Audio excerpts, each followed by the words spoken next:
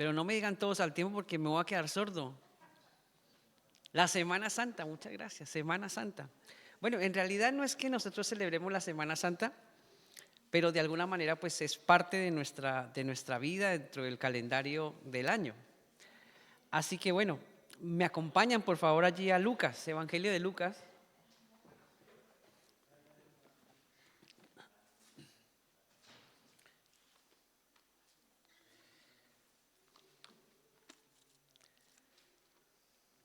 Lucas capítulo 19.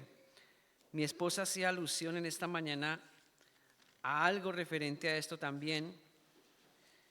Y bueno, seguramente Dios quería tejer esto de esta manera. Nosotros generalmente no hablamos de lo que yo voy a predicar el domingo ni nada. Yo lo mantengo en completo secreto. No lo comento hasta que ya Dios me da la palabra. Pero me causó curiosidad el texto que utilizó y veo que Dios está en el asunto. Lucas 19, versículo 28 en adelante. Lucas capítulo 19, versículo 28 en adelante.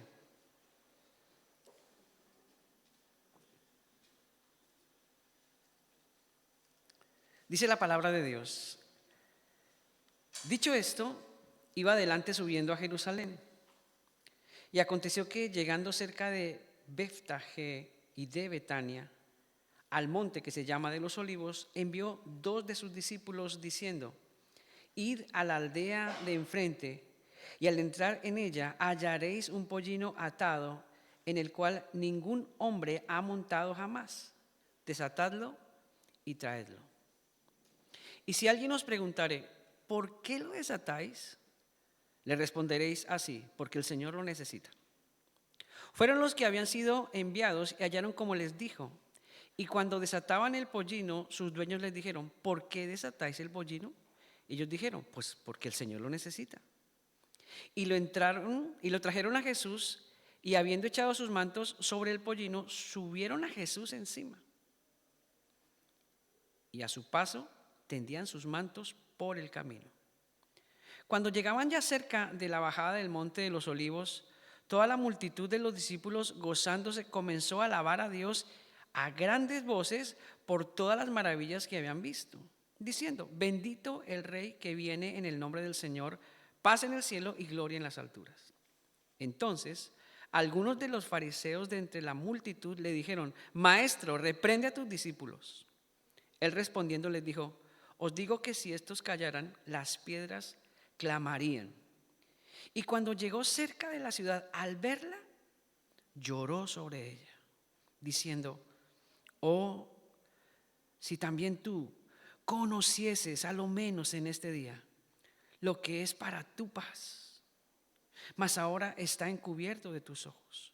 Porque vendrán días sobre ti cuando tus enemigos te rodearán con vallado y te sitiarán, y por todas partes te estrecharán y te derribarán a tierra, y a tus hijos dentro de ti, y no dejarán en ti piedra sobre piedra, por cuanto no conociste el tiempo de tu visitación.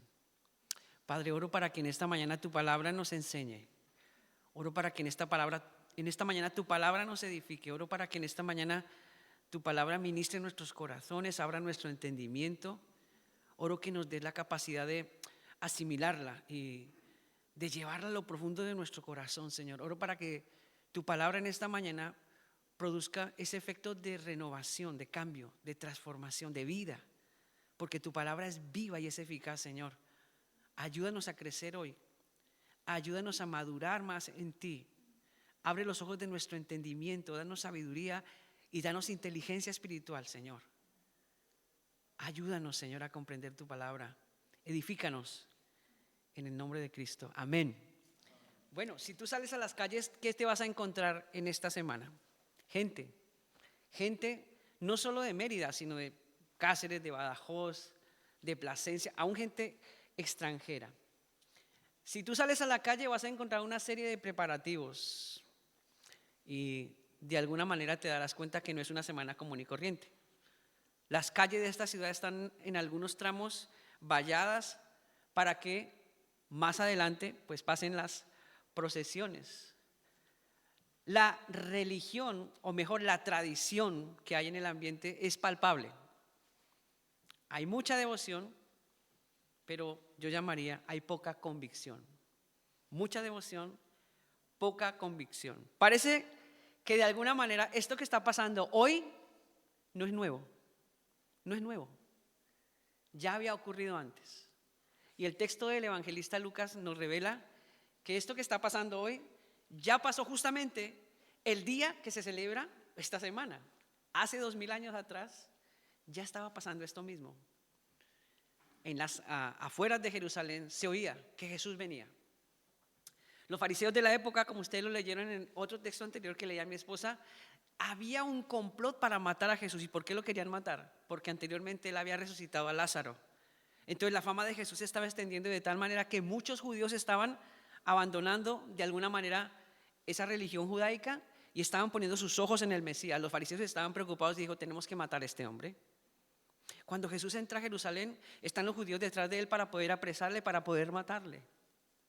Mucha de la gente que lo esperaba estaba pero ansiosísima de verle. Cuando lo ven, empiezan a gritar ese Hosana al Hijo de David. Bendito el que viene en el nombre del Señor. Había una gran revolución, parece que había una gran fiesta, pues sí.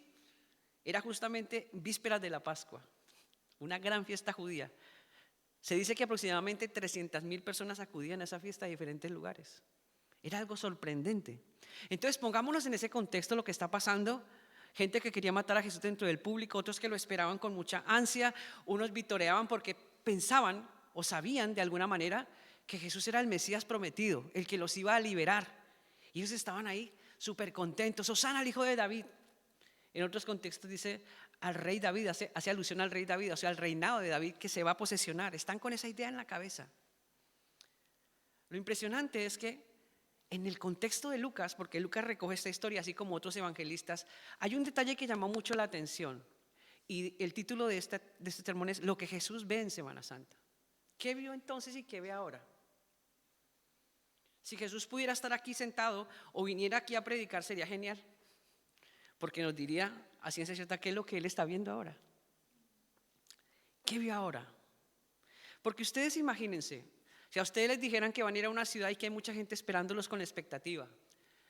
Si al entrar a esa ciudad empezaran a cortar ramas de los árboles y los tiraran a sus pies, si tomaran sus mantos y los tiraran a sus pies y le pusieran además un pollín o un burrito para que usted entrara y la gente estuviera jubilosa gritando al Hijo de David o gritar alguno de vuestros nombres, seguramente a ti te daría alegría. Pero en el contexto de Lucas no es eso lo que le pasa al Señor. El versículo 41 dice que cuando llegó cerca de la ciudad al verla, lloró sobre ella. Esto me partió, esto me rompió, esto me hizo cambiar el esquema. Me preguntaba, ¿cómo es posible que después de tanta devoción, de tanta fiesta, de tanta alegría, Jesús en vez de alegrarse y decir, qué bien, comprenden que yo estoy aquí? No, dice que miró la ciudad de Jerusalén y como que todo ese alboroto, toda la fiesta, todo lo que decía la gente de él, no importó. Jesús ve más allá de lo que nosotros vemos. Había devoción sin convicción, había devoción sin conocimiento de quién era el que estaba ahí. ¿Qué vio Jesús aquel día o aquel domingo de Ramos? Primero, Jesús ve más allá de los intereses personales de la gente. Ese es el primer punto. ¿Qué es lo que Jesús ve en Semana Santa? Uno, Él ve más allá de los intereses personales de la gente.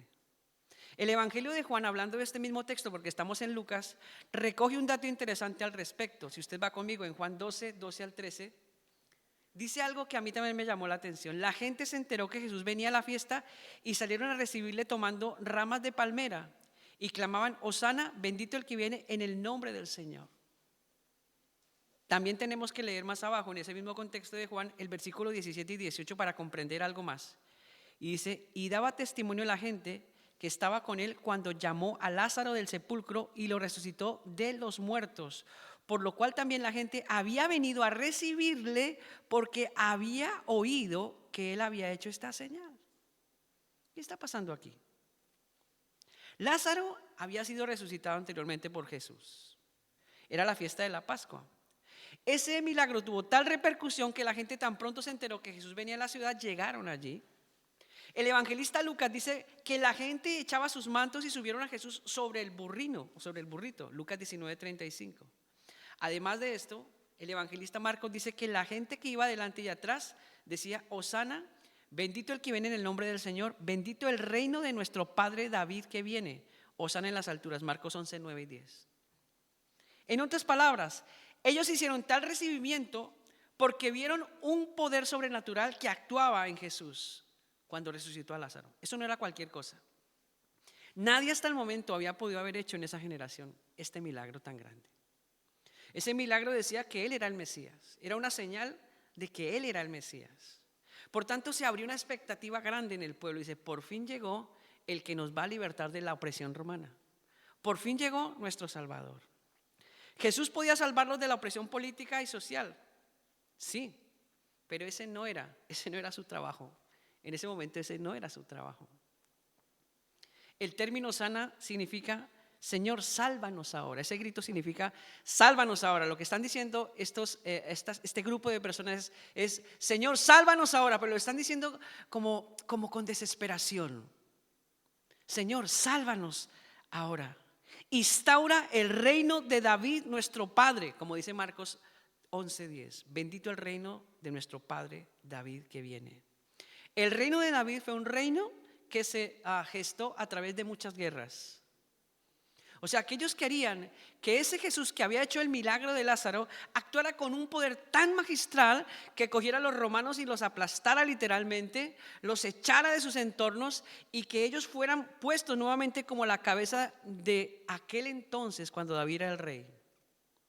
Ellos esperaban que Jesús tuviera una mano de hierro y por eso clamaban: Hosana, sálvanos ahora e instaura el reino de David entre nosotros.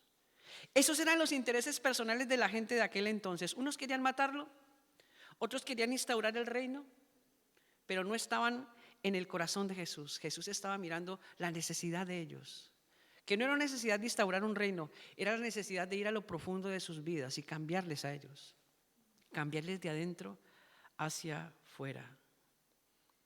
¿Cuántos intereses tenemos hoy nosotros también? Intereses personales que no nos dejan ver a Cristo como Él nos ve, ni nos dejan sentir a Cristo como Él quiere que lo sintamos.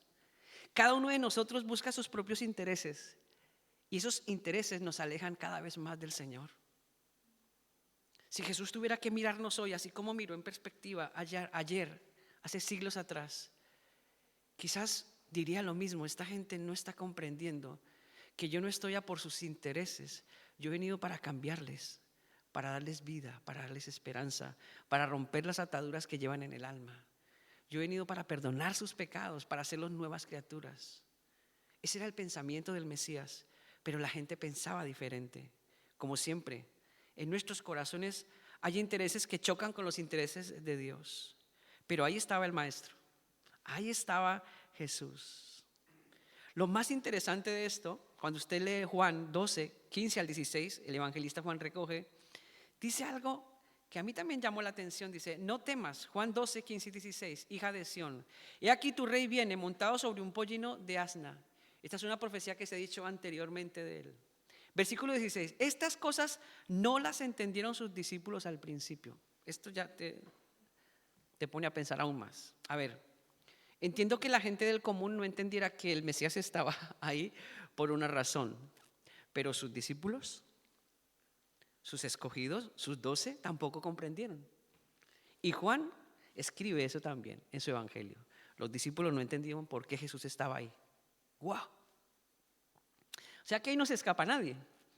Podemos quizás sacar la excusa: bueno, cuando uno no sabe nada, pues no sabe nada. Pero ojo, los discípulos sí sabían algo. Estaban siendo adiestrados, discipulados por el mismo Jesús de Nazaret. Pero dice el evangelista: estas cosas no las entendieron sus discípulos al principio. Pero cuando Jesús fue glorificado, entonces se acordaron de que estas cosas estaban escritas acerca de él. hasta el momento de la glorificación, los discípulos no pudieron abrir sus ojos, su entendimiento no fue abierto para comprender esta gran verdad. Jesús estaba ahí para salvarles. La gente de aquel entonces celebró sin entender por qué Jesús estaba en ese lugar. Sus intereses se centraban en una salvación político-social y no en una salvación espiritual. Ellos no solo eran prisioneros de un sistema de gobierno, eran prisioneros de su propio pecado y necesitaban un salvador, cosa que ellos no comprendieron. Hoy hay muchas personas que tienen una imagen distorsionada de Cristo. Lo buscan para que les dé solución a sus problemas, a sus necesidades, a las cosas triviales de la vida, pero no quieren que Él trate sus corazones. Jesús estaba en aquel lugar y en aquel día para tratar con los corazones de esas personas, pero esas personas no estaban en sintonía con Él. Muchos tenían pecados graves, terribles, estaban alejados de Dios, vivían mal, seguramente mentían, adulteraban, fornicaban, se llevaban mal con su vecino, estafaban a la gente. Bueno, estaban alejados de Dios y Jesús venía a arreglar esos problemas. Y ellos decían, no, yo quiero quizás tener una casa, o quizás tener el mejor caballo de la época, o quizás tener, la mejor cubertería de la época en mi mesa. ¿Qué pensaba esa gente? Intereses personales. No quiero estar bajo este gobierno romano, quiero estar por encima de ellos, quiero ser cabeza y no cola. ¿Por qué seguir más oprimidos por este sistema político social? Intereses personales. Jesús decía, no, yo he venido a tratar con el pecado de sus vidas. Mostraban devoción y no sabían por qué. Querían alcanzar los favores de Dios, pero nunca tuvieron una convicción real de por qué Jesús estaba ahí. Jesús ve más allá de lo externo de nuestras vidas. Él ve el pecado interior que ocultamos tras la fachada de una falsa piedad. Yo te puedo engañar a ti. Yo puedo aparentar ser un buen cristiano, ser un buen pastor, ser un buen hermano. Yo puedo darte la mejor imagen, pero ¿sabes una cosa? A Dios no le puedo engañar. Dios sí sabe quién soy yo. Él sí ve mi falsa piedad y Él confronta mi vida y confronta tu vida. No importa la imagen que tú des a la gente. Tú puedes dar la mejor imagen de ti, pero si tu corazón no es recto delante de Dios, estás pecando. Necesitas que Dios trate tu corazón. Necesitas que Dios trate tu vida. Él ve las lágrimas internas que ocultamos tras la fachada de una hermosa sonrisa. ¿Cuánta gente vive con amargura en su corazón y está sonriendo todo el tiempo? Porque el qué dirán, ¿cierto? ¿Qué pensará la gente si yo mostrara mi corazón? Si supieran cómo sufro, si supieran por lo que yo lloro, si supieran por lo que yo estoy pasando hoy, mejor sonrío, que nadie se dé cuenta que estoy sufriendo. Pues Jesús vino a tratar ese problema también. Ese es el mismo ayer y hoy por los siglos. Es el Jesús que te ama y que me ama a mí. Es el Jesús al que no podemos fingirle, ni podemos engañarle. Es real.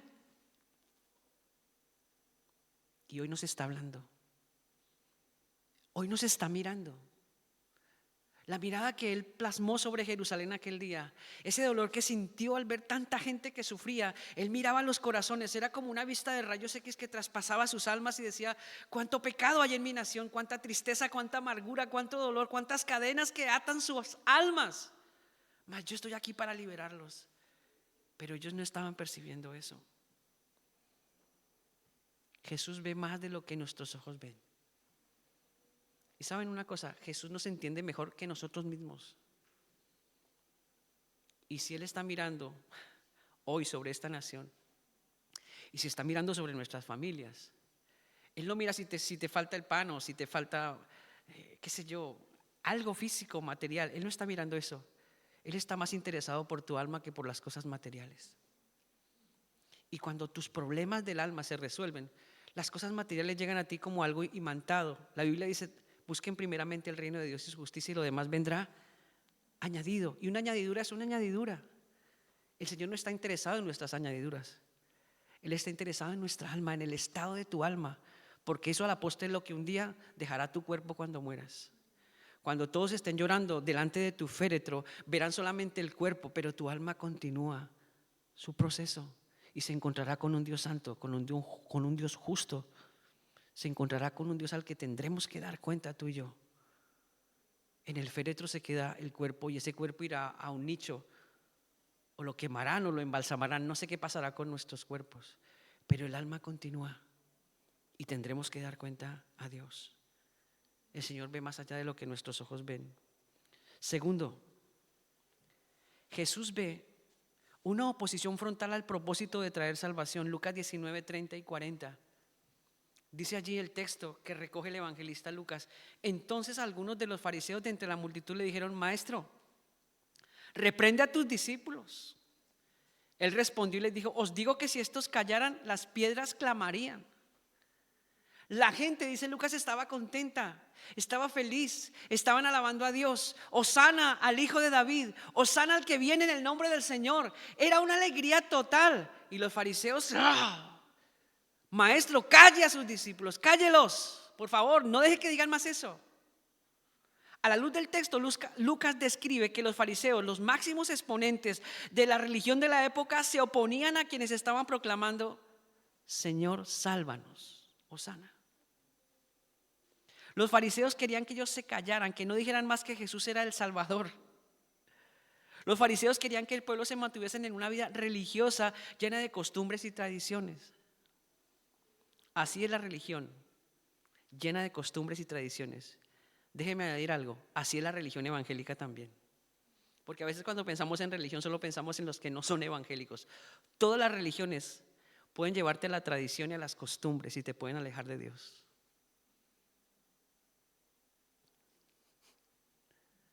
Tremendo, ¿no?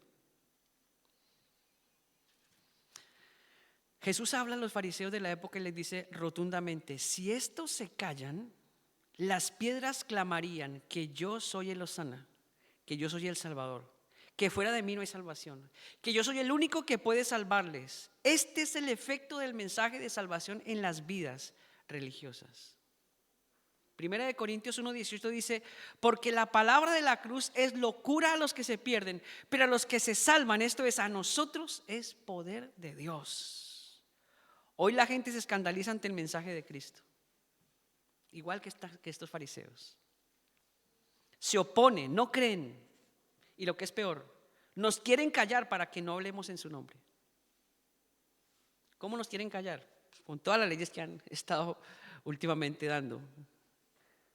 Nuestra Constitución está llena de leyes que se oponen al Evangelio. Hay cosas que son pecado y que la Constitución realza. Y la iglesia a veces tiene que tener cuidado en lo que dice desde el púlpito, porque hay cualquier cosa que diga puede ser usada en contra y pueden meterlo a la cárcel a uno. La Constitución los abraza, pero al mismo tiempo amordaza a la iglesia. El teólogo Charles Finney dijo que el mensaje de salvación solo puede producir dos cosas en el corazón de los que oyen: una profunda aceptación y rendición a Cristo para salvación, o un profundo y rotundo rechazo y negación para condenación. No hay otro camino.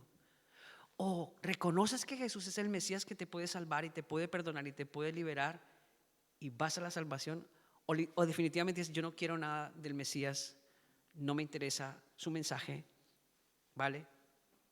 No hay otro camino. Nunca hay personas en un término medio. No puedo llegar a la presencia de Dios y decir: bueno, yo ni creí ni sí creí, aquí estoy más o menos. El Señor me dice: bueno, pues si no creíste ni si creíste, pues más o menos te vas al infierno. Para Dios no hay un término medio. Para el Señor es sí o no. Tenemos que preguntarnos si nuestra relación con Cristo nos invita a hablar de Él con libertad, con pasión, o somos de los que nos hemos dejado callar por el sistema, o nos hemos dejado callar por nosotros mismos, o nos hemos dejado callar por nuestros propios intereses. ¿Cuánto hace que no hablas de Cristo a otra persona? Ponte a pensar, ¿cuánto tiempo hace que no hablas de Cristo a otra persona? ¿Cuánto hace que no te sientas, en vez de hablar de fútbol, sacar el tema de la fe? ¿Cierto? El fútbol es el tema más recurrente. No es que esté en contra del fútbol, a mí me gusta el fútbol. Bueno, me gusta más o menos. Ustedes lo saben. Tenemos temor y queremos guardar las apariencias. Somos tan religiosos que venimos a la iglesia para cumplir los básicos. es la manera de callar nuestra conciencia. Así callamos nuestra conciencia. Yo voy a la iglesia y cumplo, ya está, Señor, no me pidas más. No me pidas más porque yo apenas tengo tiempo para ir el domingo, ¿cierto? Nos pasa mucho a todos. Si nosotros nos callamos, ¿qué harán las piedras? Jesús, las piedras van a hablar. Me llamó mucho la atención y el Señor me dio una bofetada este fin de semana. Y lo compartía con mi esposa y eso me... Dice yo, ¿cómo es posible que un niño que nunca ha escuchado de Jesús, de repente va y le cuenta a sus amigos que hay un lugar donde pueden ir y pueden escuchar y pueden estar bien? Y nosotros los cristianos, nuestros niños, ni se les aconseja, ni se les dice nada por temor al que dirán. No, tú no digas nada, ni a tus amiguitos, no, cállate, no me vas a hacer quedar mal. Pero un niño que no ha escuchado hablar de Jesús, va y ya me trae a 6 y a 7. Digo yo, madre mía, necesitamos el efecto de la samaritana entre nosotros. ¿Sabes qué hizo la mujer samaritana en el pozo de Jacob cuando habló con Jesús? Descubrió que era el Mesías y salió corriendo y anunció en 10 ciudades lo que Jesús había hecho en ella.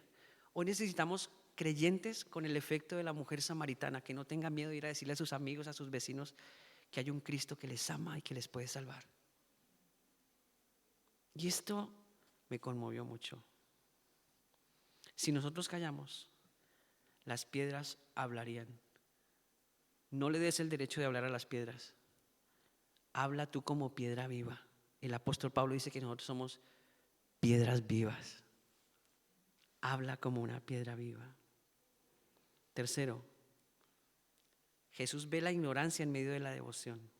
Lucas 19, 41 al 44. Y cuando llegó cerca de la ciudad, al verla lloró sobre ella diciendo, oh, esta es una exclamación desde el alma. No está hablando de unas lágrimas que se escurren por las mejillas del Señor como algo sentimental. No, en el original esto significa un profundo dolor. Jesús estaba sintiendo un profundo dolor por el pecado de la gente. Y dice, oh, si también tú conocieras, o al menos en este tu día, lo que es para tu paz. Si está ahí en signos de admiración, lo que es para tu paz. Y él con esa tristeza profunda dice, mas ahora está encubierto a tus ojos. Versículo 43, porque vendrán días sobre ti cuando tus enemigos te rodearán con vallado y te sitiarán y por todas partes te estrecharán, versículo 44, y te derribarán a tierra y a tus hijos dentro de ti y no dejarán en ti piedra sobre piedra por cuanto no conociste el tiempo de tu visitación. Ramas y mantos arrojados a los pies del maestro, proclamaciones de júbilo anunciando la salvación, hosana al hijo de David, pero nada de esto cautivó el corazón de Jesús. Antes, por el contrario, sus lágrimas desde el alma rodaron por sus mejillas, su corazón dolido, porque la gente no entendía el propósito de su venida. Hoy sigue pasando lo mismo. Nuestras ciudades se visten de gala y de esplendor. Las calles demarcadas para que pasen las procesiones con sus respectivas imágenes. Las personas con sus costosos atuendos mostrando sus estandartes, celebrando a alguien que no conocen. Y van, yo los he visto con esos estandartes, esos vestidos tan coloridos, esos capirotes así, esos guantes, esos trajes bonitos, como que impactan, ¿cierto? A simple vista parece que bonito, pero no saben lo que están haciendo en el fondo. Los hoteles abarrotados de turistas que saldrán a las calles para contemplar en imágenes la diluida idea de un Salvador. Eso es lo que ha hecho la religión por años, ir diluyendo la imagen de Jesús hasta tal punto que esto ya se convirtió en una semana comercial, nada espiritual. Tanta ignorancia vestida de devoción Jesús sigue sintiendo mucha pena y dolor. Él ve las multitudes que no comprenden por qué hacen lo que hacen y para qué lo hacen. ¿Por qué tanta parafernalia y tanta fiesta si no conocen el tiempo de su visitación? Como dice el Evangelio en Juan 14, 27, la paz os dejo y mi paz os doy. Yo no la doy como el mundo la da. No se turbe vuestro corazón ni tenga miedo. Él venía, Jesús dice allí en Lucas, para darle el tiempo de su paz también, para que conocieran que Él era la paz que sus corazones necesitaban. Cuando dejamos de lado la paz que Cristo nos quiere brindar, solo queda una cosa, versículo 43 de Lucas, donde estamos leyendo: porque vendrán días sobre ti, cuando tus enemigos te rodearán con vallado y te sitiarán y por todas partes te estrecharán y te derribarán a tierra y a tus hijos dentro de ti, y no dejarán en ti piedra sobre piedra, por cuanto no conociste el tiempo de tu visitación. Israel no conoció el tiempo de su visitación. Israel no conoció el tiempo de su gracia. Israel no conoció el tiempo de su salvación, el tiempo de su perdón. Y le vino, dijo Jesús, destrucción repentina. 40 años después que Jesús dijo estas palabras, en el año 70, el emperador Tito llega con sus tropas, sitian a Jerusalén, entran, devastan la ciudad, derriban todo lo más emblemático de ellas, pero además de eso asesinan a miles y miles de judíos. Eso está registrado en la historia. Lo que ocurre hoy, guardando las distancias, va más allá de una destrucción física. Es una destrucción espiritual. Cuando desaprovechamos el tiempo de nuestra visitación, el momento en el cual Dios nos llama al arrepentimiento y desestimamos sus palabras, quedamos expuestos a una condenación sin igual. Eso es peor que si llegan ejércitos y se entran acá y botan bombas y rompen todo. Eso es peor que eso. Porque en fin de cuentas, todo lo que usted ve aquí con sus ojos se deteriora, se desgasta, se acaba. Nuestros cuerpos, que parecen a veces tan lozanos, con el paso de los años se arrugan, se cansan, se enferman, se deterioran y se mueren. Eso es lo que nos corresponde algún día a todos. Y hay algo en este cuerpo que se llama alma. Eso es lo que más vale para Dios. Cuando desaprovechamos el tiempo de nuestra visitación, ya no hay nada que hacer. Juan 3:18 dice: el que en él cree no es condenado. Escucha lo que sigue. Pero el que no cree ya ha sido condenado. Mucha gente piensa: no, después de que yo me muera me arreglo con Dios, vamos a ver qué pasa. No, dice: ya ha sido condenado. Aunque esté en esta tierra, tenga dinero, tenga posesiones, sea importante, tenga renombre, si no ha creído en el Señor, ya está viviendo bajo condenación, porque no ha creído en el nombre del unigénito Hijo de Dios. Juan 3:36 dice: el que cree en el Hijo tiene vida eterna. Pero el que rehúsa, oiga, esto es algo, rehusar es que yo no quiero esto. El que rehúsa creer en el Hijo no verá la vida, sino que la ira de Dios está sobre él. ¿Sabe qué dice la Escritura? Horrenda cosa es caer en manos de un Dios vivo. La ira de Dios no es un juego. Así como el amor de Dios es tan tremendamente extenso, grande, que no se puede medir, la ira de Dios es sin igual. Por eso el profeta dice: el día de la ira del Señor. Tremendo. ¿Qué textos más duros y explícitos que desvelan la realidad del que no pone su confianza en Dios realmente? Muchos aquí digan dentro de este auditorio: eso no tiene que ver conmigo. Yo he creído en el Señor. Amén, yo también. Gloria a Dios, yo también he creído. Bendito Dios por esa decisión que un día tú y yo tomamos y entregamos nuestra vida a Jesús. Pero aunque no tenga que ver contigo, tiene que ver con tu prójimo. Y Jesús dijo: amarás a tu prójimo como a ti mismo. Así que sí tiene que ver contigo. Porque a veces estamos muy tranquilos, muy relajados. Yo ya soy salvo, yo ya creo en el Señor, amo al Señor, vivo para Dios. Y estamos chévere en esa vida así como de paz. Qué genial. Y el Señor nos dice: ¿y tu prójimo? Amarás al Señor tu Dios con todo tu corazón, con toda tu alma, con toda tu mente y con todas tus fuerzas, y a tu prójimo como a ti mismo. Si realmente yo he experimentado el amor de Dios, no me puedo hacer el loco, cerrar mis ojos ante mi prójimo. Hoy Jesús no va a entrar a ninguna ciudad montado en un burrito. ¿Saben eso, cierto? Amén. ¿Sabes qué va a hacer el Señor? Él te envía a ti. Tú eres su representante.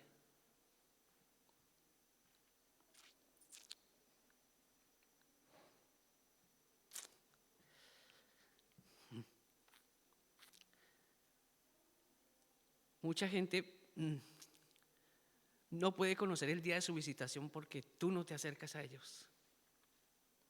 Tú eres la persona que Dios va a usar.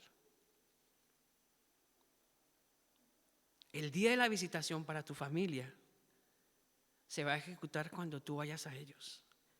Cristo a través de ti les va a visitar. Cristo a través de ti les va a hablar. Tú eres una ficha importante en el día de su visitación. Jesús cuenta con una iglesia comprometida que ha entendido el tiempo de su visitación. Señor, gracias porque soy salvo, pero no me quedo con eso. Mis amigos y mi familia también tienen que conocer el día de su visitación. Una iglesia que no está dispuesta a callarse por la presión social y política y religiosa del entorno es una iglesia que avanza.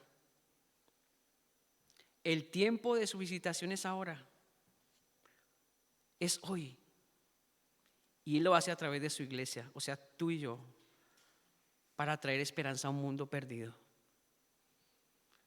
Si tú no sientes el dolor que Cristo sintió frente a Jerusalén, si no lloras al ver a tu gente quemarse, escucha, perderse. Si tú no sientes dolor por eso, entonces quizás no has experimentado el día de tu visitación. No te calles, habla con tus amigos de Cristo.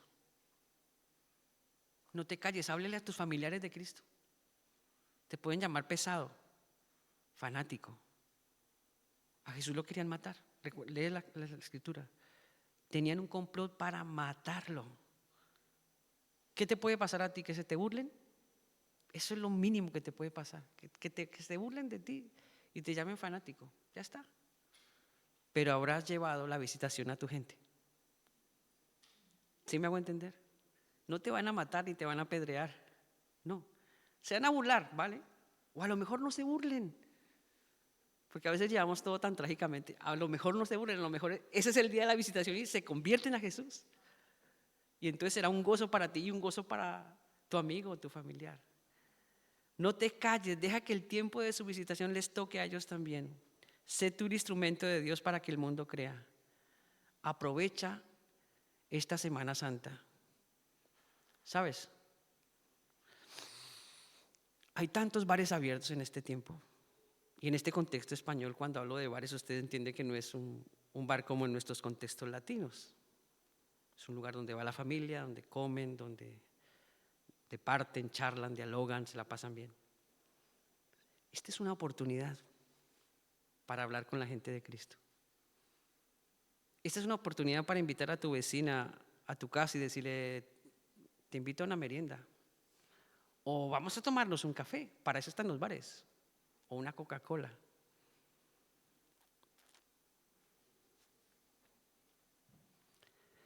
No desaproveches la oportunidad que Dios nos está dando en estos días.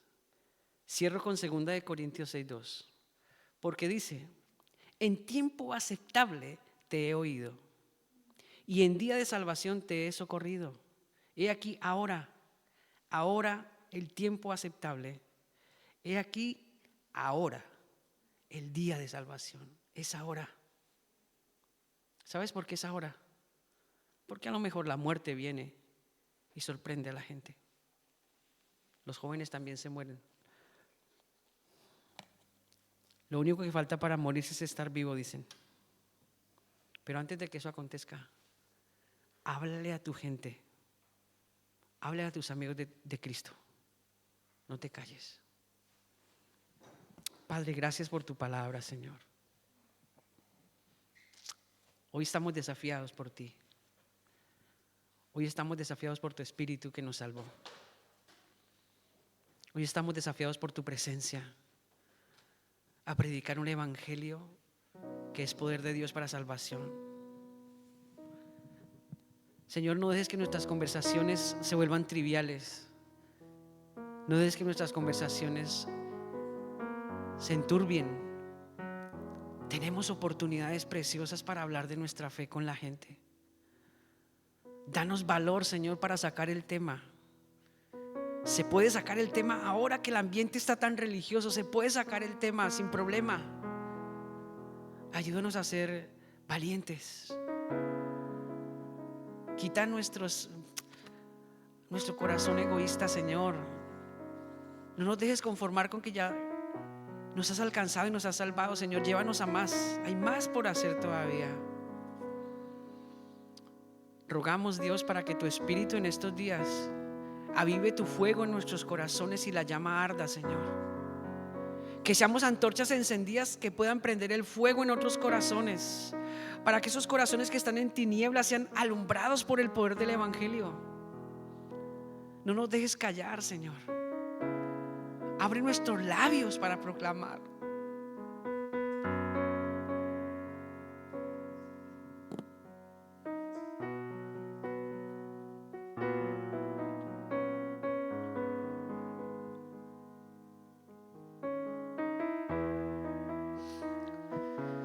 Que el mundo crea, Señor, que el mundo crea. Que el mundo crea que tú eres real, que estás vivo, Señor, que obras en nosotros. Quita todo temor, toda vergüenza de nuestras vidas, Dios. Ayúdanos a ser testigos fieles del Cristo que nos amó y nos perdonó y nos libertó y nos salvó. Ayúdanos a proclamar esa salvación tan grande para que el mundo crea, Señor. Que tu misericordia los alcance así como nos alcanzó a nosotros. Que tu amor les inunde así como nos inundó a nosotros, Señor. Queremos ser agentes de bendición para esta tierra, Dios, para que el tiempo de la visitación sea conocido y muchos te conozcan. Gracias por la obra de Cristo. Gracias por su sacrificio, por su muerte en la cruz, por su sangre derramada. Gracias porque se levantó de la tumba y vive hoy, Señor. Gracias porque Él vive, Señor. Nosotros podemos proclamar ese mensaje con autoridad, con poder, con gracia y con amor.